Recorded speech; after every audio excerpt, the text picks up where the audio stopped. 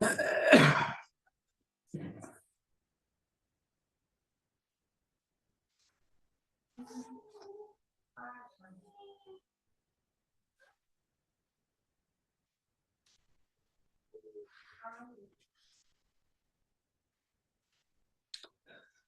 Friends, dear aspirants. मैं असीम श्रीवास्तव अपने digital platform igniting minds पर आपका एक बार फिर से हार्दिक स्वागत करता हूं। प्यारे अभ्यर्थियों, कल मेरा जो ये क्लास हुआ, कल का जो क्लास था वो एक इंट्रोडक्शन क्लास था। और आज मेरा ये क्लास फिजिकल ज्योग्राफी के अंतर्गत फिजिकल ज्योग्राफी के अंतर्गत पहला क्लास है। और वो फिजिकल ज्योग्राफी का जो पहला टॉपिक है वो है जियोमॉर्फोलॉजी। अब ये जो जियोमॉर्फोलॉजी है, जिसको हम लोग भू आकृति विज्ञान कहते हैं, इसके अंतर्गत पहला टॉपिक है पृथ्वी की आंतरिक संरचना। इस टॉपिक को हम लोग करने जा रहे हैं। और इससे पहले हम लोग जियोमॉर्फोलॉजी किसको कहते हैं, भू आकृति विज्ञान किसको कहते हैं, और भू आकृति विज्ञान के अंतर्गत पढ़ा क्या क्या जाता है, पहले इस चीज को समझ लेंगे और तब पृथ्वी की आंतरिक संरचना के बारे में पढ़ेंगे। तो जैसा कि मैंने अपने इंट्रोडक्शन क्लास में बताया था कि भूगोल को पढ़ने का सबसे अच्छा तरीका है कि पहले हम भौतिक भूगोल को पढ़ें, क्योंकि भौतिक भूगोल ही हमें आगे जो भी भूगोल पढ़ेंगे, भारत का भूगोल या विश्व का भूगोल या बिहार का भूगोल, उनको समझने में हमारी मदद भौतिक भूगोल करता है। भूगोल समझाता भौतिक भूगोल है। इसीलिए हम लोग भौतिक भूगोल के अंतर्गत पहले भू आकृति विज्ञान यानी जियोमॉर्फोलॉजी के अंतर्गत लगभग 10 टॉपिक को पढ़ेंगे। और उसके बाद हम लोग क्लाइमेटोलॉजी यानी जलवायु विज्ञान के अंतर्गत 5-6 टॉपिक्स को पढ़ेंगे। और उसके बाद ये जलवायु विज्ञान की टॉपिक है। और इसके बाद हम लोग समुद्र विज्ञान यानी ओशेनोग्राफी के अंतर्गत 5 से 6 टॉपिक्स को पढ़ेंगे। इसका मतलब ये हुआ कि भू आकृति विज्ञान, जलवायु विज्ञान और समुद्र विज्ञान यानी कि जियोमॉर्फोलॉजी, क्लाइमेटोलॉजी और ओशेनोग्राफी के अंतर्गत लगभग हम लोग 20 या उससे अधिक टॉपिक्स को पढ़ेंगे, जो आगे भूगोल को समझने में हमारी मदद करेंगे। तो हम लोग शुरू करते हैं। सबसे पहले भू आकृति विज्ञान को समझते हैं कि भू आकृति विज्ञान है क्या, उसके अंतर्गत क्या क्या पढ़ते हैं, और तब हम लोग पृथ्वी की आंतरिक संरचना वाला जो टॉपिक है उसकी हम लोग शुरुआत करेंगे। जहां तक बात मैंने आपको बताया था अपने इंट्रोडक्शन क्लास में कि प्रीलिम्स एग्जामिनेशन में भौतिक भूगोल से बीपीएससी की बात जहां तक है, बहुत कम प्रश्न आते हैं। लेकिन इसका ये मतलब नहीं है कि यह महत्वपूर्ण नहीं, ये बहुत ही महत्वपूर्ण अंग है भूगोल का, क्योंकि भूगोल की समझ इसी टॉपिक पे आधारित है। और जहां तक बात पृथ्वी की आंतरिक संरचना से जुड़ी है, तो प्रीलिम्स में आप प्रीवियस ईयर के क्वेश्चन बैंक देखेंगे तो कभी कभार एक दो सवाल इसे जरूर पूछे गए हैं।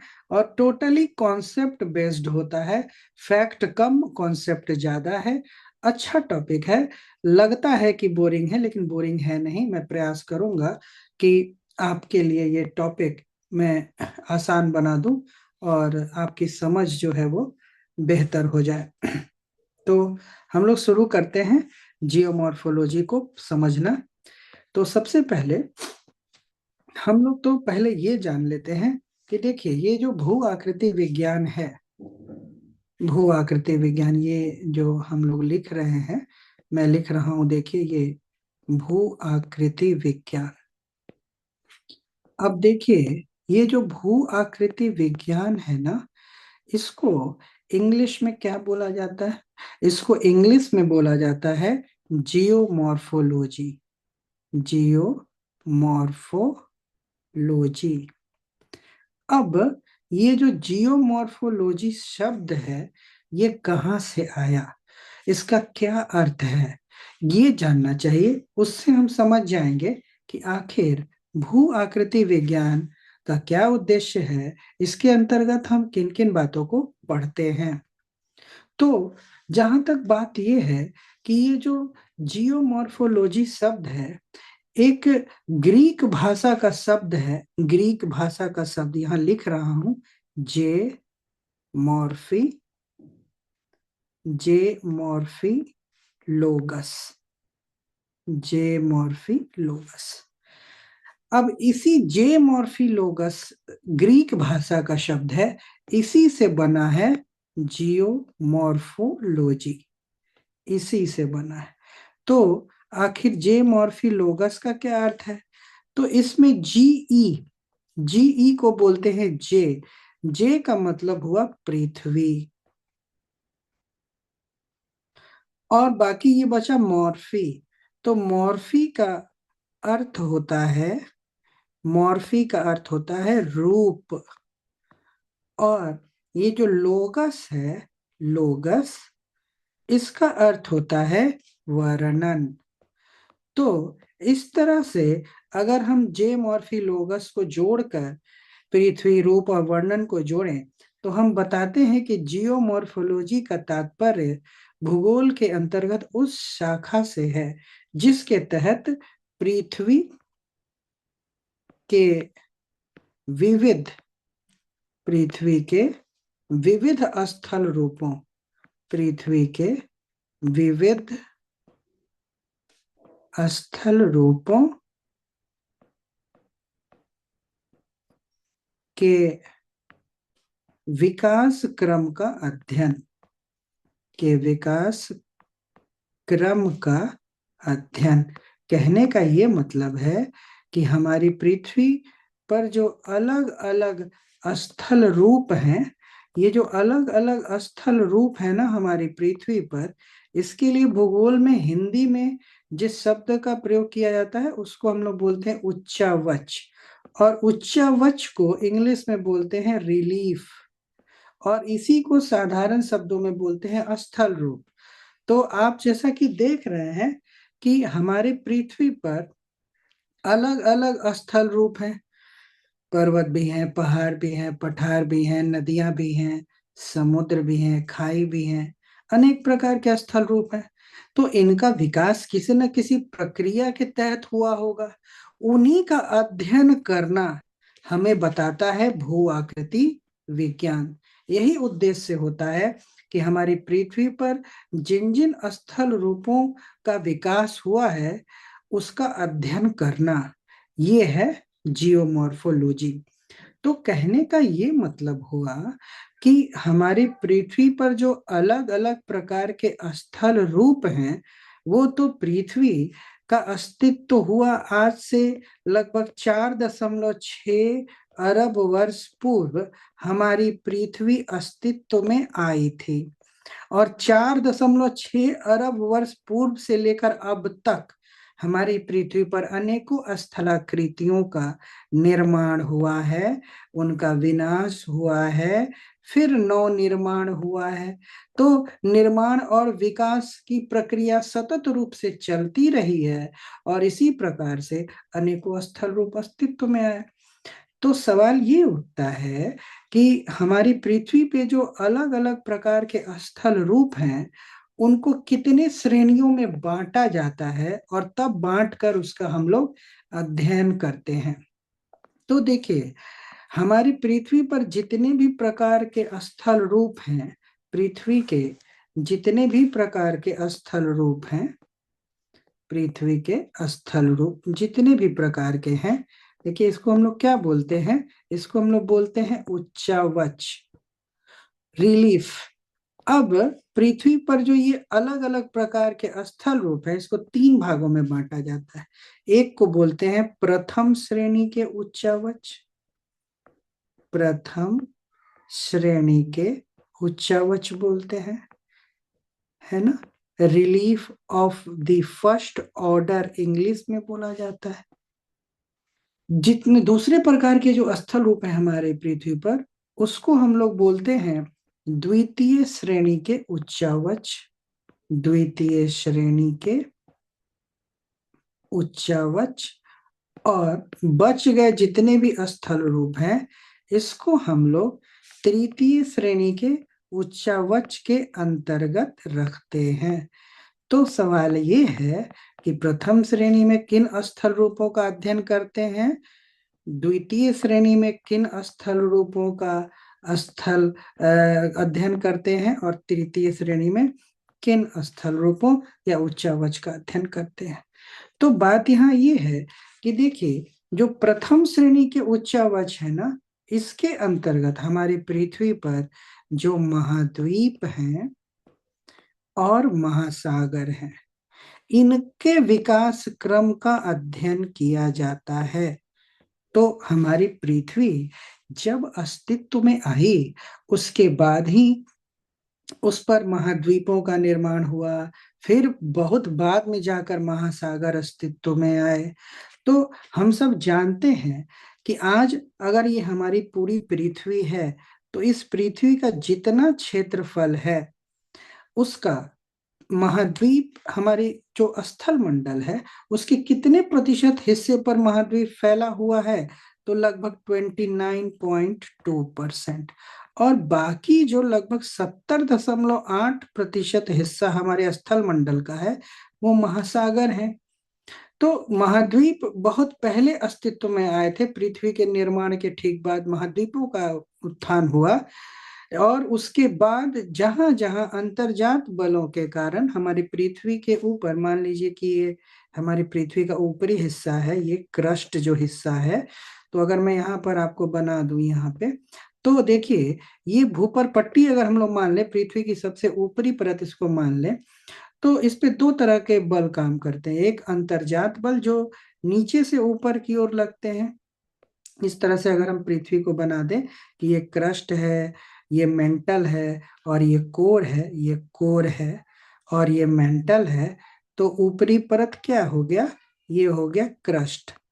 तो हमारे क्रस्ट पर नीचे की तरफ से जो बल काम करते हैं, इनको हम लोग कहते हैं अंतर्जात बल। इनको हम लोग कहते हैं एंडोजेनेटिक फोर्सेस, अंतर्जात बल, है ना। इधर भी जाते हैं, इधर भी जाते हैं, ये इधर भी जाते हैं, एक दूसरे की ओर भी आते हैं। तो अंतर्जात बल में या तो फोर्सेस एक दूसरे की तरफ आते हैं या एक दूसरे से दूर जाते हैं। तो या तो अगर एक दूसरे की ओर आएंगे तो संपीड़न होगा, है ना, कंप्रेशन होगा, और अगर अंतर्जात बल एक दूसरे के दूर जाएंगी तो तनाव जनित बल उत्पन्न होंगे। इससे हमारे भूपर पट्टी में यानी क्रस्ट में चटकन दरारें पड़ती हैं, और इसके कारण जो है फोल्ड यानी वलन पड़ता है। तो हमारी भूपर पट्टी पे अंतर्जात बल, हमारी भूपर पट्टी पे अंतर्जात बल, और अगर ऊपर से कोई बल लगता है तो इसको कहते हैं बहिर्जात बल। तो हमारी पृथ्वी पर अंतर्जात और बहिर्जात बलों का प्रभाव पड़ता है, और इसी के कारण अलग अलग स्थल रूपों का निर्माण हुआ है। तो पृथ्वी जब 4.6 अरब वर्ष पहले अस्तित्व में आई, उसके बाद सबसे पहले अंतर्जात बलों के कारण महाद्वीपों का निर्माण हुआ, और उसके बाद फिर निर्माण होता है महासागरों का। तो जहां जहां लंबी चौड़ी हमारे भूपर पट्टी पे जहां जहां लंबी चौड़ी खाई बन गई, उसी में कालांतर में जल भरा, तो महासागर अस्तित्व में आ गए। तो इसीलिए जो प्रथम श्रेणी का उच्चावच है, इसके अंतर्गत हम लोग, प्रथम श्रेणी के उच्चावच के अंतर्गत हम लोग जो है, वो हम लोग सिर्फ महाद्वीपों का और महासागरों का अध्ययन करते हैं। और आप जानते हैं कि हमारे स्थल मंडल के लगभग 29.2% हिस्से पे महाद्वीप हैं, और 70.8 यानी लगभग 71% हिस्से पर महासागर हैं। तो हम लोग प्रथम श्रेणी के उच्चावच में इनका अध्ययन करते हैं। अब बात यह है कि द्वितीय श्रेणी के उच्चावच जो हमारे पृथ्वी पर हैं यानी स्थल, उनके अंतर्गत हम किनको किनको शामिल करते हैं। तो जब महाद्वीप और महासागर अस्तित्व में आ गए, तो अब मान लीजिए हमारी पृथ्वी की भूपर पट्टी है, ये है ना, ये क्रस्ट, कोर और मेंटल है। अब ये क्रस्ट है। अब इसी क्रस्ट के ऊपर तो हम लोग रह रहे हैं, हम लोग के घर हैं, खेती बाड़ी है, पेड़ पौधे हैं, तो हम लोग खेती बाड़ी भी कर रहे हैं, तो ये क्रस्ट है। अब इसी पर तो जहाँ घर है या पेड़ पौधा है, वो तो महाद्वीप है। और जहां कहीं भी लंबी चौड़ी खाई होगी, जहां कहीं भी लंबी चौड़ी खाई बन गई, इसी में तो यहाँ ये महासागर है। बीच बीच में जहां लंबी चौड़ी खाई बनी, इसमें जल भरा, तो ये सारे महासागर हैं। तो प्रथम श्रेणी के उच्चावच पर अंतर्जात बलों के कारण, प्रथम श्रेणी के उच्चावच पर अब यहाँ से ये अंतर्जात बलें एक दूसरे की ओर भी आ सकती हैं, या अंतर्जात बलें एक दूसरे के एक दूसरे से दूर भी जा सकती हैं।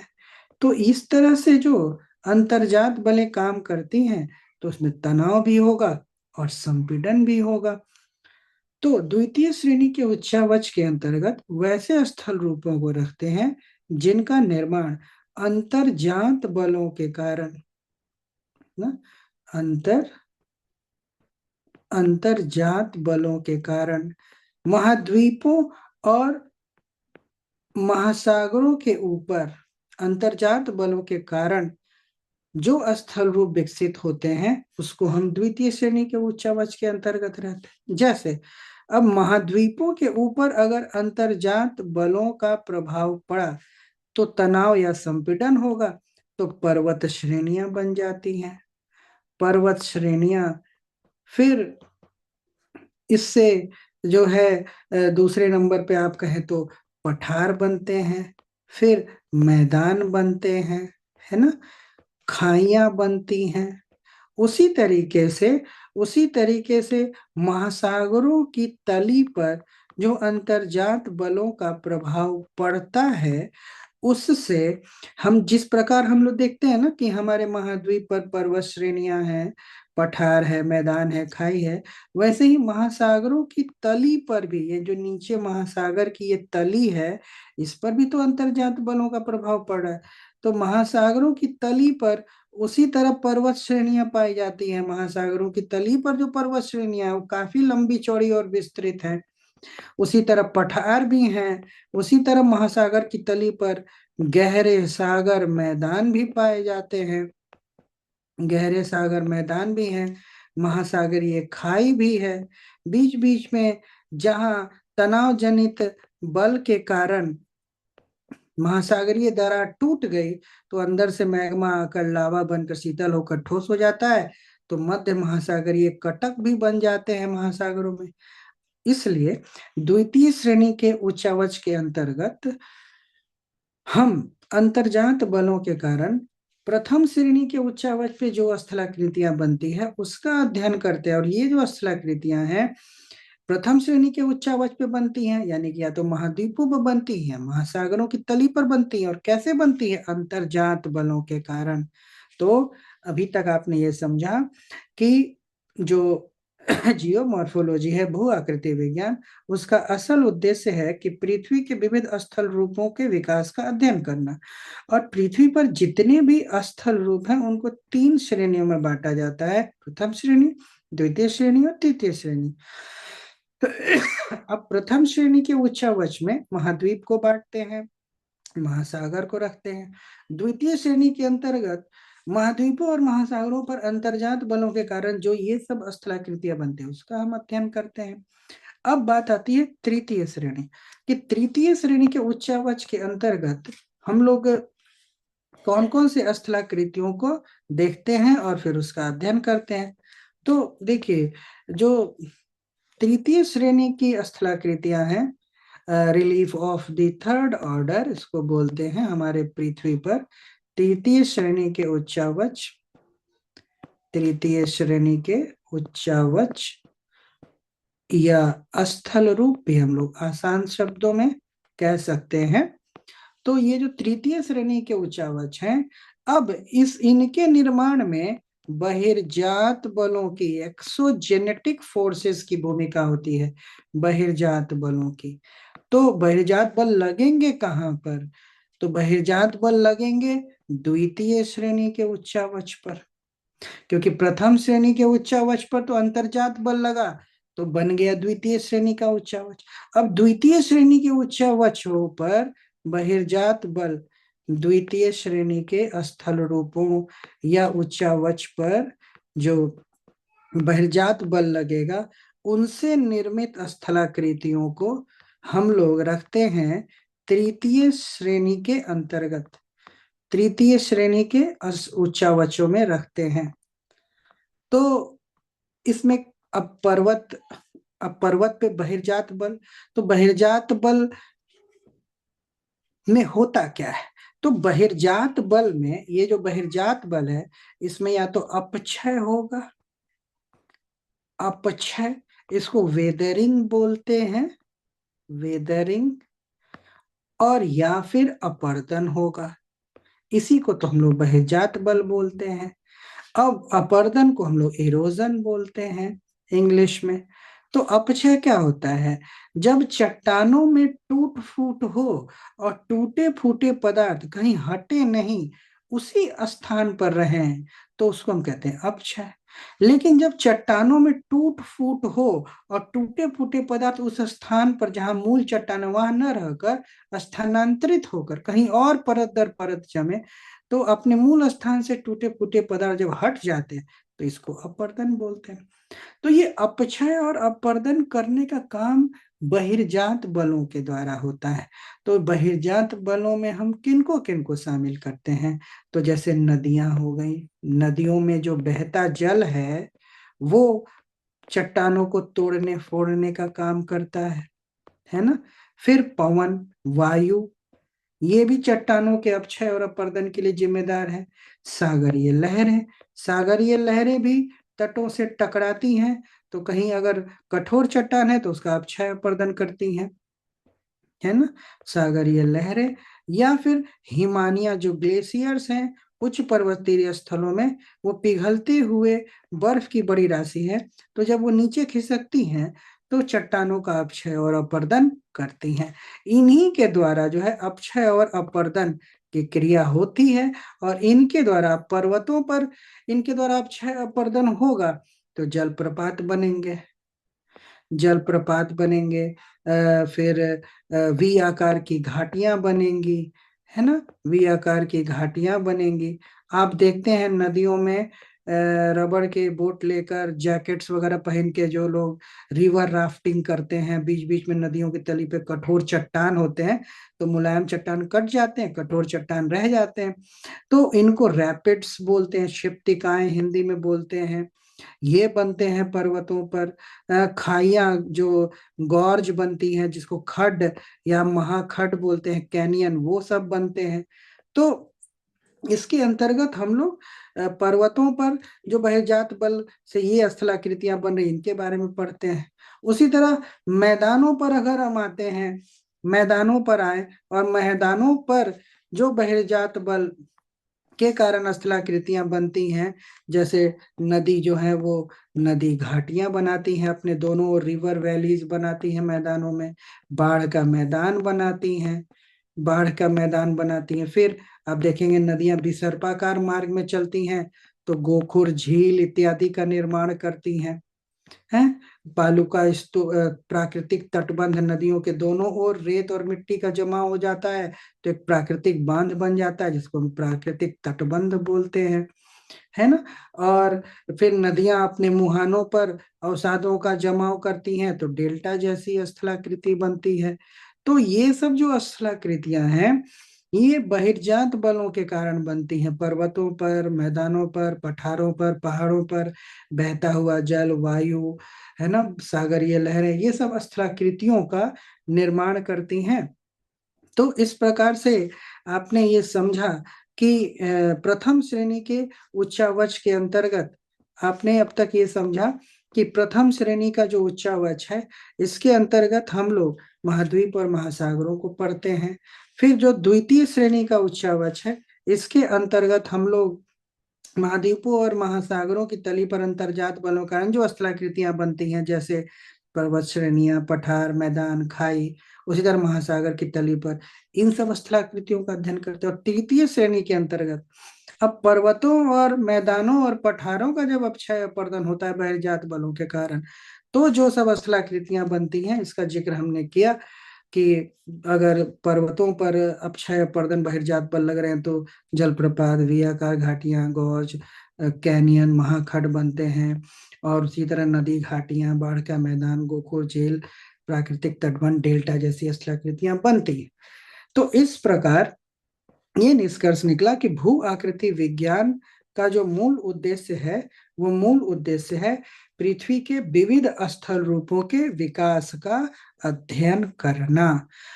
और मूल रूप से भूगोल का भी अध्ययन, भूगोल विषय का जो उद्देश्य होता है वही होता है कि हमारी पृथ्वी पर जितने प्रकार की स्थलाकृतियां हैं उनके विकास क्रम का हम अध्ययन करें। तो ये मैंने आपको समझाया कि किसको कहते हैं भू आकृति विज्ञान या जियोमॉर्फोलॉजी। अब उसके तहत जो पहला टॉपिक है, वो पहला टॉपिक आज का हमारा है पृथ्वी की आंतरिक संरचना। ये टॉपिक है आज का हमारा, पृथ्वी की आंतरिक संरचना।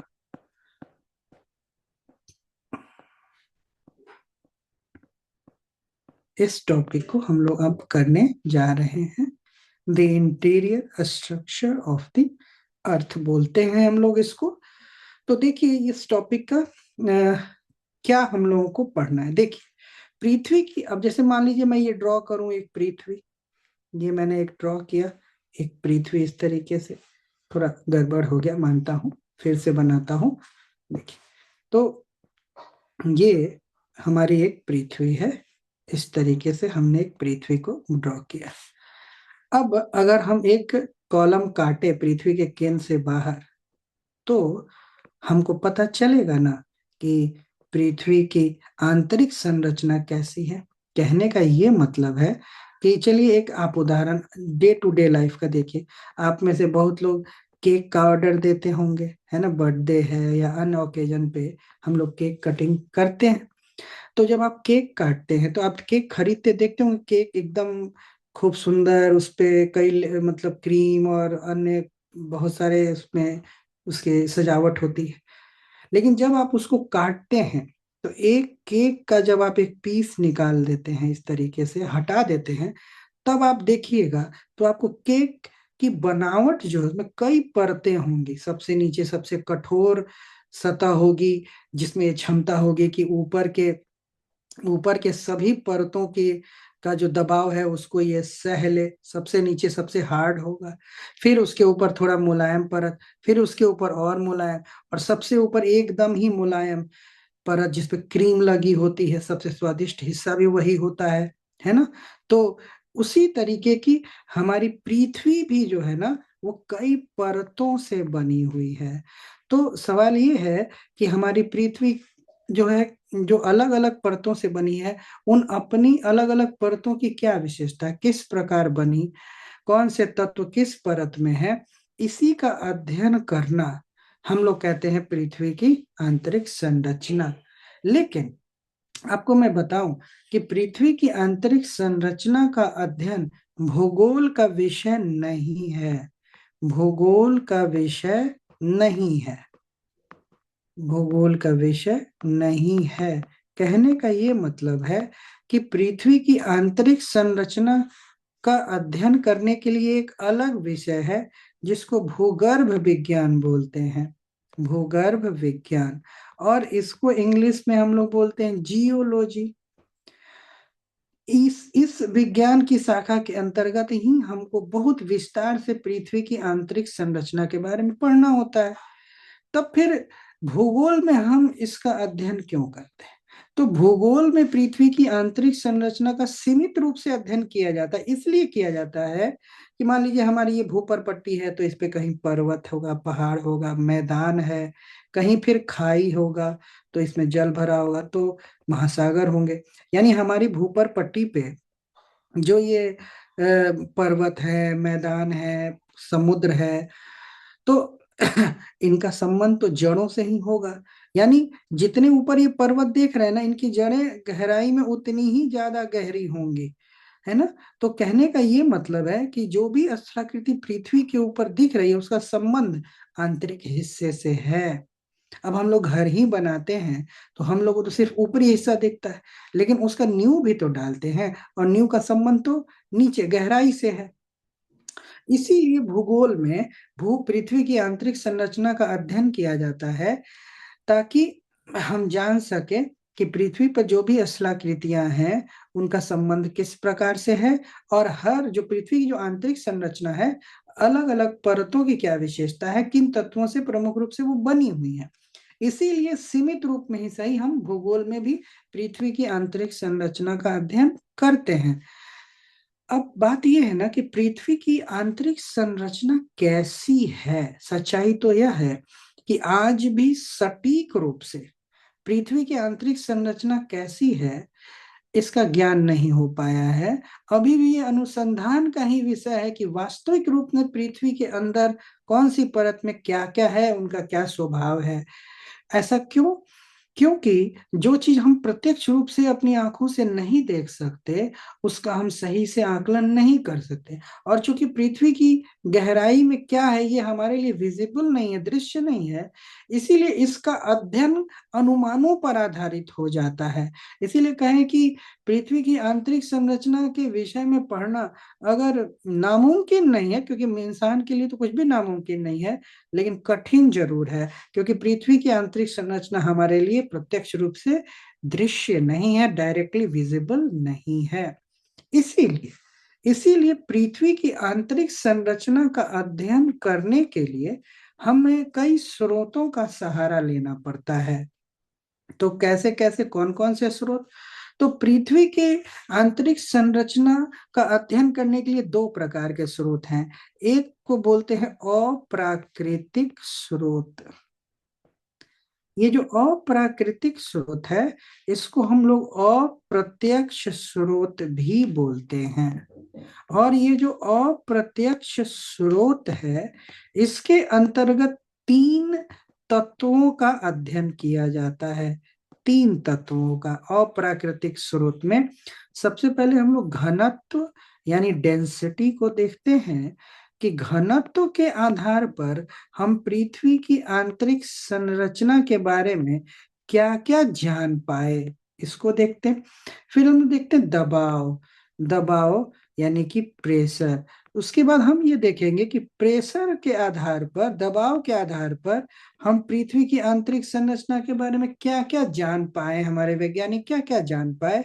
और फिर इसके बाद हम लोग तीसरा देखेंगे तापक्रम यानी कि तापमान, टेम्परेचर।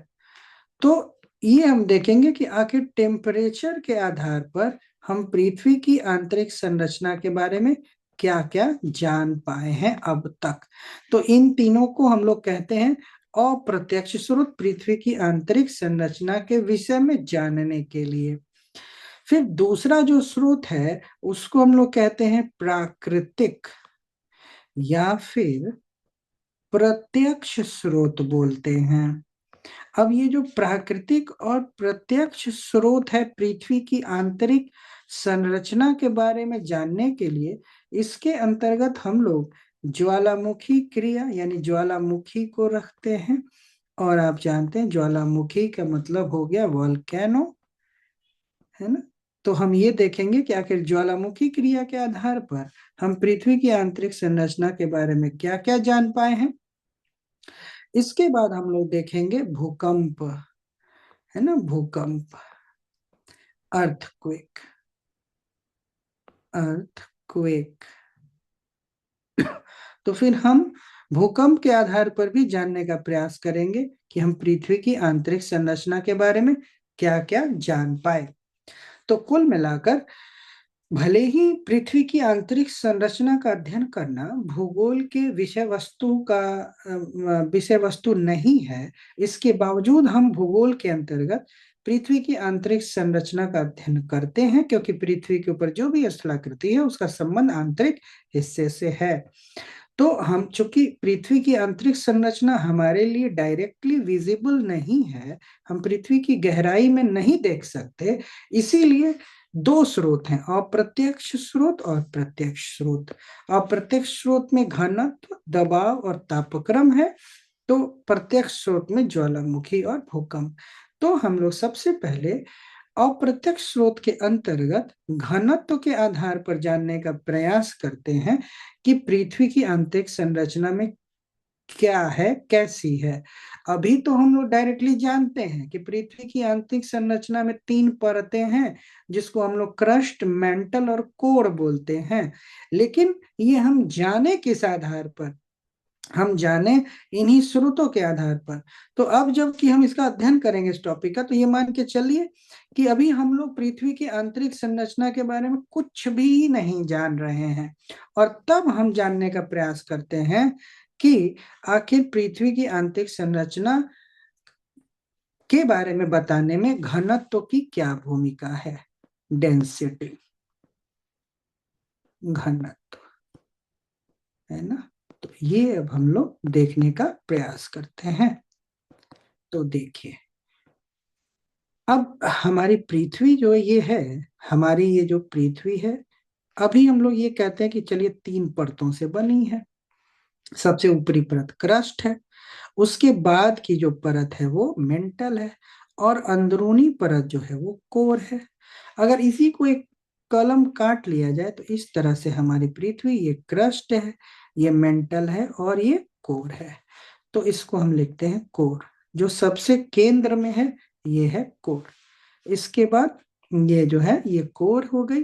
फिर ये जो परत है ये मेंटल है, मेंटल, और ये भूपर पट्टी है यानी कि क्रस्ट। सबसे ऊपरी परत जिसपे हम लोग रह रहे हैं इसको कहते हैं भूपर पट्टी। तो ये जो हमारी पृथ्वी है ना, ये संपूर्ण पृथ्वी का जो घनत्व है, हमारी पूरी पृथ्वी का जो घनत्व है ना, औसत घनत्व हमारी पृथ्वी का, औसत घनत्व हमारी पृथ्वी का 5.5 ग्राम पर सेंटीमीटर क्यूब है। ये हमारे, ये पीटी में भी पूछ सकता है ना कि हमारे पृथ्वी का औसत घनत्व कितना है, जिसमें सभी परतें हैं, क्रस्ट भी है, मेंटल भी है, कोर भी है। कुल मिलाकर हमारी पृथ्वी का औसत घनत्व 5.5 ग्राम पर सेंटीमीटर क्यूब है। अब इसमें क्रस्ट भी है, मेंटल भी है, कोर भी है। लेकिन ये एक एस्टेब्लिश फैक्ट है, ये हम लोग जानते हैं, इस बात का पता लग चुका है कि ये जो क्रस्ट है ना, इसका औसत घनत्व लगभग 3 ग्राम, लगभग 3 ग्राम पर सेंटीमीटर क्यूब है। तो अब जरा आप ये सोचिए कि अगर हमारी पृथ्वी की आंतरिक संरचना उन्हीं तत्वों की बनी होती जिन तत्वों से हमारा क्रस्ट बना है, भूपरपटी, तब तो मेंटल का भी घनत्व 3 ग्राम पर सेंटीमीटर क्यूब होता, क्योंकि एक ही तत्व से मेंटल अगर बना होता तो। और कोर का भी घनत्व होता 3 ग्राम पर सेंटीमीटर क्यूब। तो अगर 3 जोड़ 3 औसत घनत्व निकालेंगे तो फिर तो 9/3 इज इक्वल टू 3 ग्राम पर सेंटीमीटर क्यूब ही हो गया। जबकि हम जानते हैं कि पृथ्वी का औसत घनत्व 5.5 ग्राम पर सेंटीमीटर क्यूब है। इसका ये मतलब हुआ कि जरूर भूपर पट्टी यानी क्रस्ट से अधिक घनत्व मेंटल का होगा, और मेंटल से अधिक घनत्व हम जानते हैं कि कोर का भी है। तो कहने का ये मतलब है कि अगर मेंटल का घनत्व 3 से ज्यादा होता, तभी तो कम से कम, कम से कम कहने का ये मतलब है कि 5.5 ग्राम पर सेंटीमीटर क्यूब है। इसके मतलब कम से कम यहाँ 9 ना होकर कम से कम 15 ग्राम होता, तब उसको हम 3 से भाग देते तो 5 आता। इसका ये मतलब हुआ कि जरूर नीचे की ओर जैसे जैसे हम गहराई में जाएंगे, पृथ्वी का घनत्व तो बढ़ता चला जाता है। और ये एक एस्टेब्लिश फैक्ट है कि कोर, जहां एकदम पृथ्वी का केंद्र है, वहां पर घनत्व तो बढ़कर 13.6 ग्राम पर सेंटीमीटर क्यूब हो जाता है। यानी सबसे ज्यादा घनत्व कोर का है। कोर से कम घनत्व मेंटल, और मेंटल से भी कम घनत्व जो है वो भूपरपट्टी यानी क्रस्ट, जिसपे हम लोग रहते हैं, उसका है। तो घनत्व के आधार पे हम पृथ्वी की आंतरिक संरचना के बारे में यही जान पाए कि हमारी जो पृथ्वी है वो एक ही तत्वों से नहीं बनी है। हमारी पृथ्वी अलग अलग तत्वों से, पृथ्वी की आंतरिक संरचना का निर्माण अलग अलग तत्वों से हुआ है। क्योंकि अगर एक ही तत्व से होता, जब तो हमें पता है कि 3 ग्राम भूपर्पट्टी का डेंसिटी है, तो पूरी पृथ्वी का भी घन 3 ग्राम/सेंटीमीटर क्यूब होता, लेकिन ऐसा नहीं है। इसीलिए घनत्व के आधार पर हम ये जान पाए कि पृथ्वी का निर्माण अलग अलग, पृथ्वी की आंतरिक संरचना का निर्माण अलग अलग तत्वों से हुआ है। अलग अलग तत्वों से पृथ्वी की आंतरिक संरचना का निर्माण हुआ है। अलग अलग तत्वों से निर्माण हुआ है आंतरिक संरचना का। और ये भी सच्चाई है कि जैसे जैसे हम भूपर पट्टी से मेंटल और मेंटल से कोर की तरफ जाते हैं, यानी ऊपर से नीचे की तरफ जाने पर घनत्व बढ़ता चला जाता है और कोर पर जाकर ये घनत्व सर्वाधिक हो जाता है।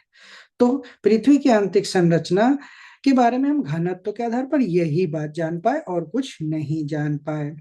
तो अब बात ये उठती है कि आखिर जो दबाव है, प्रेशर, उससे हम पृथ्वी की आंतरिक संरचना के बारे में क्या जान पाए।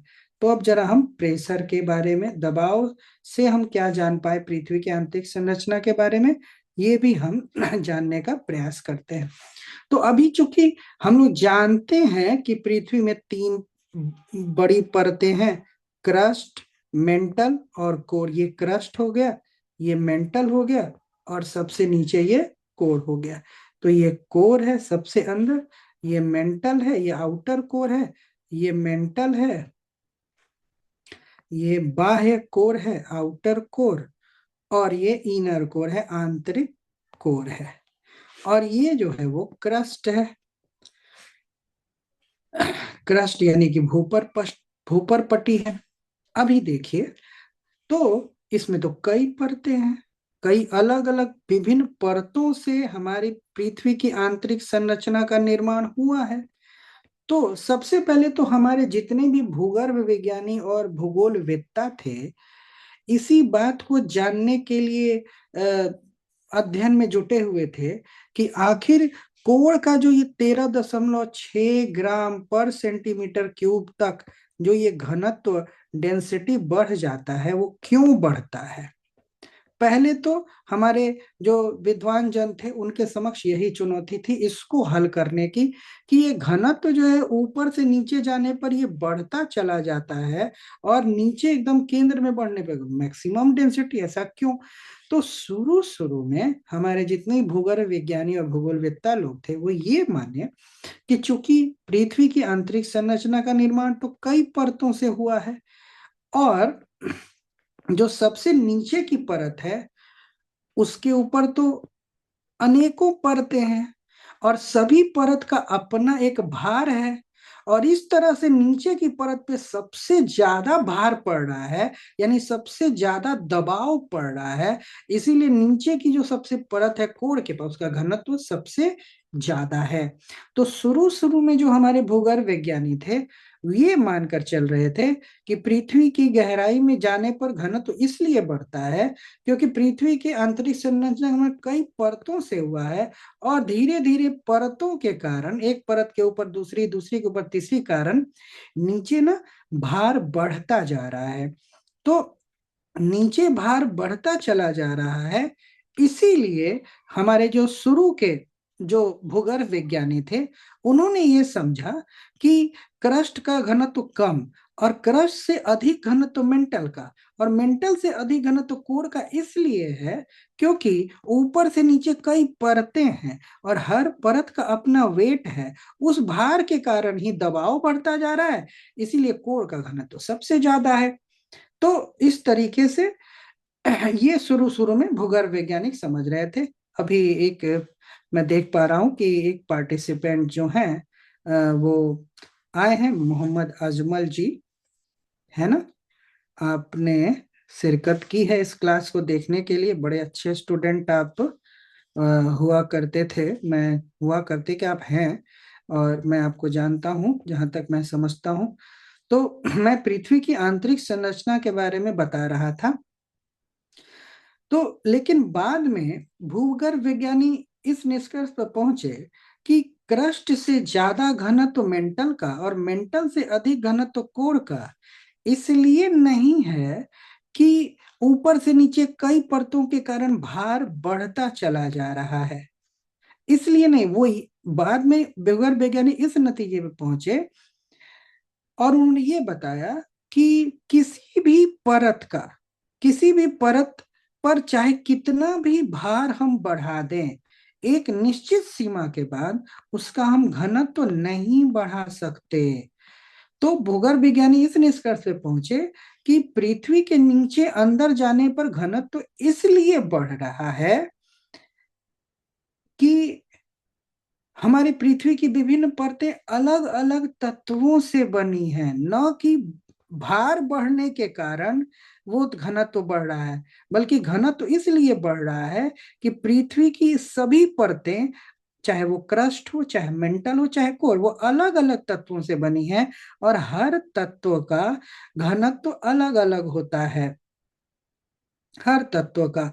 और इसीलिए क्रस्ट से ज्यादा घनत्व मेंटल का और मेंटल से अधिक घनत्व कोर का। आपको एक उदाहरण के साथ बताने का प्रयास मैं करता हूं। एक उदाहरण देखिए, अगर हम एक उदाहरण मान लें, ये देखिए एक ग्लास है। अब इस ग्लास को अगर हम लोग पानी से पहले भर दें, मैं बताना चाहता हूं कैसे हमारी पृथ्वी की विभिन्न परतों का निर्माण हुआ है। तो अगर हम लोग पहले इसको पानी से पूरा भर देते हैं, इस ग्लास को, है ना, पानी से भर दिया। इसके बाद हम लोग क्या करते हैं ना कि इसमें कुछ हम लोग तेल डाल देते हैं। तो पहले हम लोग पानी ऐड किए इस ग्लास में, पानी के बाद हम लोग कोई भी खाद्य तेल, चाहे सरसों तेल हो या रिफाइंड ऑयल हो या घी हो, हम लोग तरल अवस्था में डालते हैं। और तेल के बाद हम लोग सबसे अंत में डालेंगे शहद, शहद डाल देंगे सबसे अंत में। तो हम क्या पाएंगे, हम ये पाएंगे ना कि जो शहद है ना, जो शहद है वो सबसे नीचे जाकर जमा हो गया। हम ये पाएंगे कि शहद जो है वो सबसे नीचे जाकर जमा हो गया। और उसके बाद हम पाएंगे कि बीच में जो है वो पानी रह गया, और जो तेल वाला हिस्सा है, जो तेल, अगर इसको हम रेड कलर से तेल बनाए, तो तेल सबसे ऊपर रह गया। जबकि सबसे पहले हम लोगों ने पानी डाला था और उसके बाद हम लोगों ने तेल डाला और सबसे अंत में डाला था शहद। लेकिन शहद चला गया सबसे नीचे, बीच में रह गया पानी, और सबसे ऊपर आ गया तेल। तो इसका क्या मतलब, इसका ये मतलब हुआ कि जिस तत्व का घनत्व जितना ज्यादा होता है, यानी जो तत्व जितना ज्यादा घनत्व वो उतना ही भारी होता है, और वो सबसे नीचे की तरफ बैठ जाता है। तो ये जो शहद है ना, इसका घनत्व तो सबसे ज्यादा है और ये सबसे भारी है। फिर पानी से भी कम घनत्व है तेल का, इसीलिए तेल सबसे ऊपर रह जाता है और बीच में पानी। इसी तरह हमारी पृथ्वी बनी। जब पृथ्वी तरल तप्त आग का गोला थी, तब धीरे धीरे शीतलन, कूलिंग की प्रोसेस हुई। तो जब वो तरल लिक्विड स्टेज में एकदम आग का गोला थी हमारी पृथ्वी, तो धीरे धीरे जब वो शीतल हो रही थी ना, तो जो सबसे भारी तत्व था वो एकदम कोर की तरफ, कोर में चला गया, सबसे नीचे। सबसे नीचे वो कोर में जाकर चला गया, क्योंकि उसका डेंसिटी सबसे ज्यादा था, जो सबसे भारी तत्व था वो नीचे जाकर बैठ गया। फिर उससे जो हल्की तत्व थी वो बीच में आ गई, और सबसे हल्की तत्व जो है वो ऊपर रह गई। इसी तरह से हमारी परतों का निर्माण हुआ। और हम जानते हैं अब कि कोर जो है वो निकिल, निकिल और आयरन से, मतलब कोर का निर्माण कई तत्वों से हुआ, लेकिन उनमें सबसे ज्यादा निकिल और लोहा है, और इनकी डेंसिटी सबसे ज्यादा होती है, घनत्व तो इसीलिए सबसे नीचे जाकर बैठ गए। तो घनत्व के आधार पर भूगर्भ वैज्ञानिक ये समझे पृथ्वी की आंतरिक संरचना के बारे में कि जैसे जैसे हम भूपर पट्टी से मेंटल और कोर की तरफ जाते हैं, घनत्व बढ़ता जाता है और कोर में घनत्व सबसे ज्यादा होता है। बाद में दबाव के आधार पर भूगर्भ वैज्ञानिक ये इस नतीजे पर आए कि पृथ्वी के अंदर दबाव इसलिए नहीं बढ़ता कि कई परतों का भार नीचे पड़ता चला जाता है और वेट बढ़ने से घनत्व बढ़ता है, बल्कि हमारी पृथ्वी की आंतरिक संरचना का निर्माण अलग अलग तत्वों से हुआ है और सभी तत्वों का घनत्व तो अलग अलग है। जैसे कि मैंने आपको पानी का ये एग्जाम्पल देकर बताया, इसी तरह से हमारी पृथ्वी बनी जब शीतल हो रही थी, तो सबसे ठोस और भारी तत्व तो एकदम केंद्र में, कोर में जाकर रह गया, फिर उससे हल्का बीच में और सबसे ऊपर क्रस्ट, यानी क्रस्ट में जो है वो सबसे कम घनत्व वाले यानी हल्के तत्व क्रस्ट में रह गए, उससे भारी तत्व मेंटल में और कोर में उससे भी भारी तत्व। इस तरह से अप्रत्यक्ष स्रोत के अंतर्गत हम लोगों ने अब तक घनत्व को देखा और दबाव को देखा पृथ्वी की आंतरिक संरचना को समझने के लिए। अब जो तीसरा अप्रत्यक्ष स्रोत है वो है तापक्रम, टेम्परेचर। तो जरा हम लोग तापक्रम के आधार पर, टेम्परेचर के द्वारा हमारे जो भूगर्भ विज्ञानी थे वो क्या जान पाए पृथ्वी की आंतरिक संरचना के बारे में, ये हम लोग देखते हैं। तो तापक्रम से हम लोग क्या जान पाए, तो सबसे पहले तो मैं इसी तरह से बस समझाने के लिए मैं आपको ये पृथ्वी की 3 परतों को इस तरह से ड्रॉ कर देता हूं।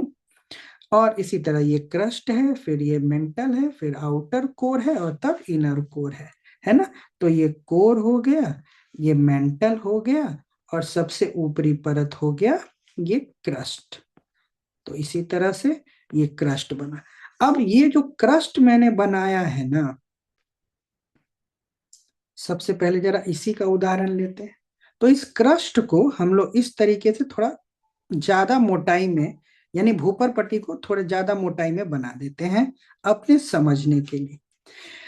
तो आखिर तापक्रम से क्या पता चला है, तो ये आप जानते हैं ना कि वायुमंडल में, नहीं भी जानते हैं तो आप जानिए कि अगर हम अपने निचले वायुमंडल में हर 165 मीटर पर जाते हैं ना, तो 1 डिग्री सेल्सियस तापमान कम हो जाता है।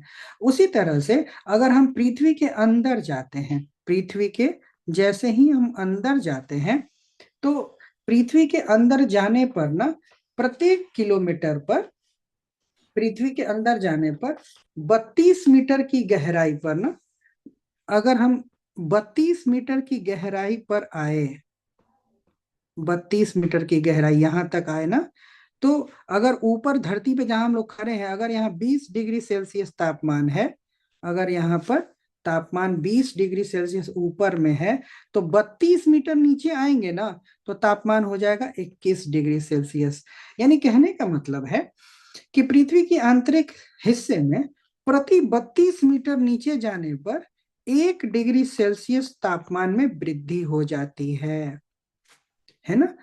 तो अगर इसी आधार पर हर 32 मीटर पर 1 डिग्री सेल्सियस की वृद्धि हो, तो मोटा मोटी हम मान सकते हैं ना कि 32 मीटर है, तो 32 मीटर पर 1 डिग्री सेल्सियस तापमान बढ़ रहा है, तो लगभग अगर हम 100 मीटर कर दें, तो लगभग लगभग 3 डिग्री सेल्सियस तापमान बढ़ जाएगा। और 1 किलोमीटर में 1,000 मीटर, तो अगर हम 1,000 मीटर कर दें, तो लगभग 30 डिग्री सेल्सियस तापमान बढ़ जाना चाहिए। यानी कि अगर 32 मीटर की गहराई पर जाने पर 1 डिग्री सेल्सियस तापमान बढ़ रहा है, तो इस आधार पर अगर हम अपने क्रस्ट में नीचे की तरफ 1 किलोमीटर की गहराई में गए, तो लगभग 30 डिग्री सेल्सियस का तापमान बढ़ जाना चाहिए। लेकिन ऐसा नहीं है। शुरू के 32 मीटर पर 1 डिग्री सेल्सियस तापमान बढ़ता है, लेकिन जब हम लोग 100 किलोमीटर की गहराई पर जाते हैं, 100 किलोमीटर की गहराई पर, 100 किलोमीटर की गहराई पर जाते हैं, तो हर 100 किलोमीटर गहराई पे 12 डिग्री सेल्सियस तापमान में वृद्धि होती, 100 किलोमीटर की गहराई पर। तो यहां पर हमने 1 किलोमीटर की गहराई पर निकाला 30 डिग्री सेल्सियस। तो यहां अगर हम 100 किलोमीटर की गहराई करें, तब तो ये हो जाना चाहिए ना,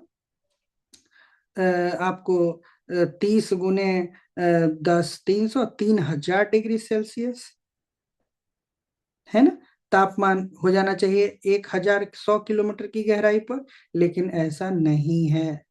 ऐसा इसलिए नहीं है क्योंकि पृथ्वी पृथ्वी में जब हम गहराई में जाएंगे तो तापमान बढ़ता है। कहने का ये मतलब है कि तापमान जो है वो बढ़ता है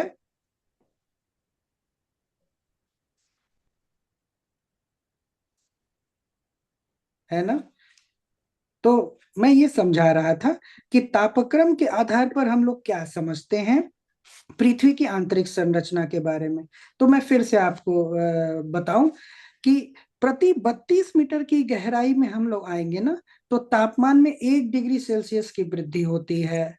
लेकिन जब हम 100 किलोमीटर की गहराई में आते हैं, तो तापमान में प्रति किलोमीटर, हर किलोमीटर पर, अप टू 100 किलोमीटर, हर किलोमीटर पर तापमान में 12 डिग्री सेल्सियस की वृद्धि होती है। लेकिन अगर हम ये जो शुरू में मैंने कहा कि 32 मीटर गहराई पर गए तो 1 डिग्री सेल्सियस तापमान बढ़ा, तो अगर हम इस हिसाब से नीचे आएंगे तो 1 किलोमीटर की गहराई पर तो 30 डिग्री सेल्सियस तापमान बढ़ जाना चाहिए। लेकिन 1 किलोमीटर पर 30 डिग्री सेल्सियस तापमान नहीं बढ़ रहा, 12 डिग्री सेल्सियस तापमान बढ़ रहा है। यानी और अगर 100 किलोमीटर के बाद अगर हम लोग 300 किलोमीटर की गहराई तक पहुंचे ना, 300 किलोमीटर की गहराई, तो 100 किलोमीटर की गहराई के बाद हर किलोमीटर पर जो है ना, वो तापमान में जो वृद्धि होती है वो 2 डिग्री सेल्सियस की हो जाती है, मात्र 2 डिग्री। यानी पहले 100 किलोमीटर तक हर 1 किलोमीटर पर 12 डिग्री सेल्सियस तापमान बढ़ रहा था, तो 300 किलोमीटर की गहराई तक अब हर 1 किलोमीटर पे 2 ही डिग्री सेल्सियस का तापमान बढ़ रहा है। और उसके बाद तो जितनी गहराई तक हम जाए, कोर तक जाए, क्रस्ट से लेकर हम कोर तक जाए, तो हर किलोमीटर पर 1 डिग्री सेल्सियस ही तापमान बढ़ रहा है। और इस आधार पर यह माना जाता है, और इस आधार पर यह माना जाता है ना, कि जो हमारा कोर है, कोर, इस कोर पर तापमान 6000 डिग्री सेल्सियस तक हो जाता है। तो कहने का ये मतलब है कि जिस दर से, ये तो तय बात है कि पृथ्वी के अंदर जैसे जैसे हम जाते हैं वैसे वैसे तापमान बढ़ता चला जाता है, लेकिन तापमान बढ़ने की दर कम हो जाती है। कहने का ये मतलब हुआ कि पहले हर 32 मीटर पर 1 डिग्री सेल्सियस तापमान बढ़ जा रहा था, तो इस हिसाब से तो 1 किलोमीटर पे 30 डिग्री सेल्सियस तापमान बढ़ना चाहिए। लेकिन 1 किलोमीटर पर 30 डिग्री सेल्सियस तापमान नहीं बढ़ रहा, 1 किलोमीटर पर 12 डिग्री सेल्सियस तापमान बढ़ रहा है 100 किलोमीटर की गहराई तक। उसके बाद हर किलोमीटर पे 2 डिग्री सेल्सियस तापमान बढ़ रहा है, और उसके बाद 1 1 डिग्री सेल्सियस तापमान बढ़ रहा है, लेकिन तापमान बढ़ रहा है। तो कहना क्या है कि जैसे जैसे हम पृथ्वी के आंतरिक हिस्से में जाएंगे तापमान बढ़ता है, लेकिन तापमान बढ़ने की जो दर है वो कम होती चली जाती है। पहले हर 32 मीटर पर 1 डिग्री सेल्सियस बढ़ता है, फिर 100 किलोमीटर तक हर किलोमीटर पे 12 डिग्री सेल्सियस बढ़ता है, और उसके बाद हर किलोमीटर पे 2 2 डिग्री सेल्सियस, और उसके बाद एकदम कोर तक हर किलोमीटर पे 1 1 डिग्री सेल्सियस तापमान बढ़ता है।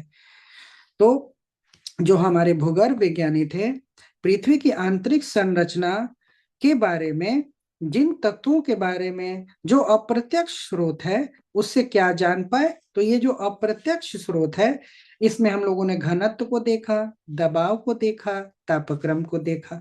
घनत्व के आधार पर हम लोगों ने ये देखा कि पृथ्वी के विभिन्न परतों का निर्माण अलग अलग तत्वों से हुआ है, क्योंकि अगर एक ही तत्व से पृथ्वी का निर्माण हुआ होता तो पृथ्वी का औसत घनत्व 5.5 नहीं होता, 3 होता, क्योंकि क्रस्ट का औसत घनत्व खाली 3 होता है, जबकि संपूर्ण पृथ्वी का 5.5।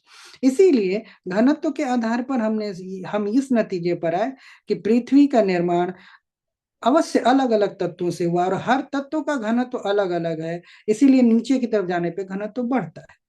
फिर दबाव के आधार पर हम पृथ्वी की आंतरिक संरचना के बारे में ये जान पाए कि दबाव, घनत्व इसलिए नहीं बढ़ता कि दबाव बढ़ता है विभिन्न परतों का, बल्कि घनत्व इसलिए बढ़ता है कि पृथ्वी का निर्माण अलग अलग तत्वों से हुआ, और जिनका घनत्व सबसे ज्यादा था वो एकदम अंदर जाकर शीतल होकर ठोस हो गए, उनसे जो हल्के थे वो बीच में, और सबसे हल्के तत्व जिनका घनत्व सबसे कम था वो ऊपर रह गए, जो मैंने गिलास और पानी, शहद, तेल का उदाहरण देकर बताया। और तापक्रम के आधार पर पृथ्वी की आंतरिक संरचना के विषय में हम ये जान पाए कि पृथ्वी के अंदर जैसे जैसे हम जाएंगे तापमान तो बढ़ता है, लेकिन पहले हर किलोमीटर पे 12 डिग्री सेल्सियस बढ़ रहा है, फिर हर किलोमीटर पे 2 डिग्री सेल्सियस, फिर अंत तक हर 1 किलोमीटर पे 1 डिग्री सेल्सियस तापमान बढ़ रहा है। यानी तापमान तो बढ़ रहा है जरूर, लेकिन तापमान बढ़ने की दर कम होती जा रही है। तो यही जो अप्रत्यक्ष स्रोत है पृथ्वी की आंतरिक संरचना को जानने के लिए, वो हम इन तीनों के माध्यम से यही जान पाए हैं।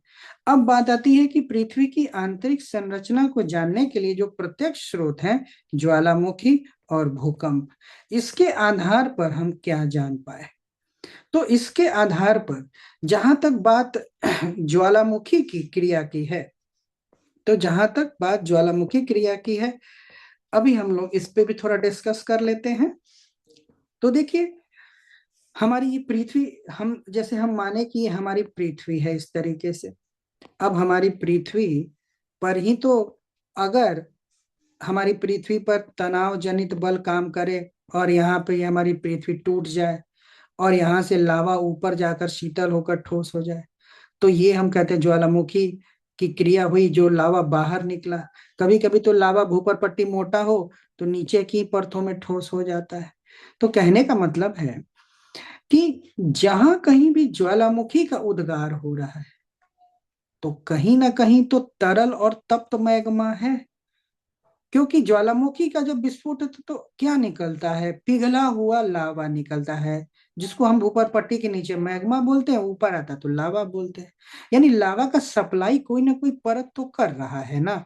हम ज्वालामुखी के आधार पर पृथ्वी की आंतरिक संरचना के बारे में ये जाने कि अगर ज्वालामुखी की क्रिया हो रही है और उससे मैग्मा निकल रहा है, यानी हमारी पृथ्वी यानी भूपृष्ठ के नीचे, क्रस्ट के नीचे कहीं ना कहीं ऐसा क्षेत्र जरूर है जहां ये लावा पिघले हुए अवस्था में मैग्मा के रूप में। तो हम जान पाए कि भूपर पट्टी से नीचे 400 किलोमीटर की गहराई तक, जो 400 किलोमीटर की गहराई तक जो हमारी पृथ्वी की आंतरिक संरचना है, 100 किलोमीटर की मोटाई तक स्थल मंडल है, और स्थल मंडल के नीचे 100 किलोमीटर के बाद से लेकर 400 किलोमीटर के बीच जो खनिज है, वो पिघले हुए रूप में है, अर्ध तरल है, जो कि मैग्मा का भंडार है। यानी जब जब ज्वालामुखी की क्रिया होती है और ज्वालामुखी पर्वत बनते हैं, तो ये लावा निकलता है, उसका स्रोत यही है। 400 किलोमीटर की गहराई तक अर्ध तरल मैग्मा जो उपलब्ध है, यहीं से लावा ऊपर आता है, मैग्मा ऊपर आता है। तो ज्वालामुखी क्रिया से हम पृथ्वी की आंतरिक संरचना के बारे में यही जान पाए कि हो ना हो पृथ्वी की आंतरिक परतों में कहीं ना कहीं खनिज अर्ध तरल अवस्था में है, तभी यह मैग्मा लावा के रूप में प्रकट होता है। लेकिन फिर उसके नीचे पृथ्वी की आंतरिक संरचना कैसी है कोर तक, फिर हमें ज्वालामुखी क्रिया के द्वारा इसके बारे में पता नहीं चल पाता, क्योंकि ज्वालामुखी क्रिया का संबंध 400 किलोमीटर की गहराई तक है। क्योंकि इसके नीचे जो हमारा मेंटल है, ये अब हम भूकंप विज्ञान के आधार पर जानते हैं कि ये ठोस अवस्था में है। तो ठोस अवस्था में है तो यहाँ से तो लावा बन ही नहीं सकता। इसीलिए 400 किलोमीटर की गहराई के बाद पृथ्वी की आंतरिक संरचना में क्या है, ये हमको ज्वालामुखी से पता नहीं चल पाता है, ज्वालामुखी से पता नहीं चल पाता। तो फिर ये जो पृथ्वी की आंतरिक संरचना है, इसके सभी परतों के बारे में ठीक ठाक जानकारी जो आज तक हम जानते आए हैं, वो किससे पता चला?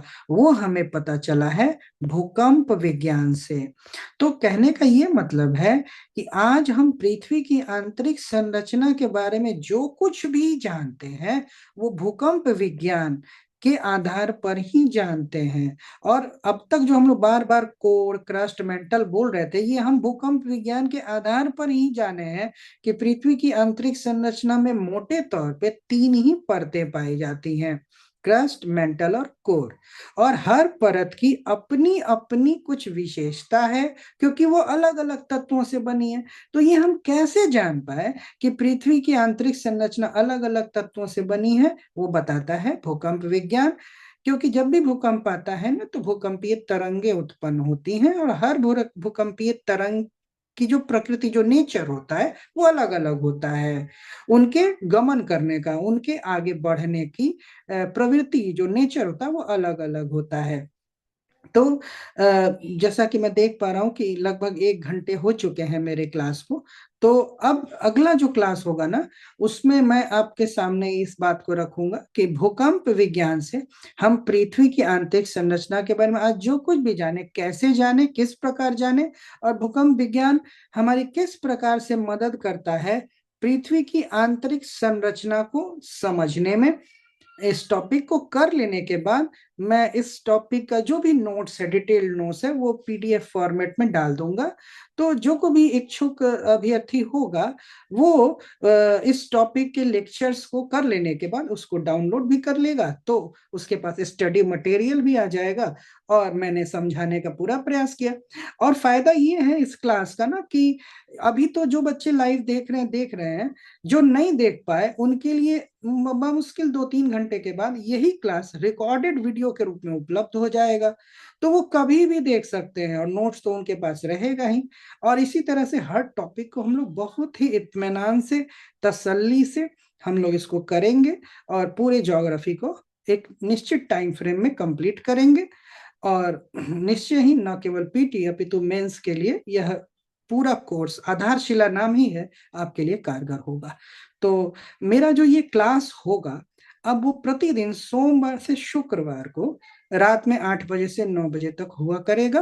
कल रविवार है, इसलिए अगला क्लास जो होगा वो मेरा सोमवार को पुनः रात में 8 बजे से 9 बजे के बीच में होगा, या कोई टाइम में संशोधन होगा तो उसकी सूचना दे दी जाएगी, या आप ऐप पे विजिट करेंगे तो आपको अगला क्लास का टाइमिंग आपको दिखेगा।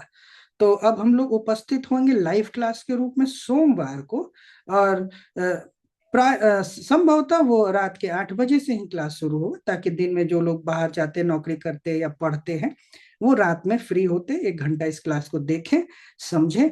तो पृथ्वी की आंतरिक संरचना के बारे में भूकंप विज्ञान ने जो हमको बताया है वो हमारा नेक्स्ट क्लास होगा। तब तक के लिए आप सभी का बहुत बहुत शुक्रिया। Thank you so much. जल्द ही मिलेंगे नेक्स्ट क्लास के साथ। Thank you.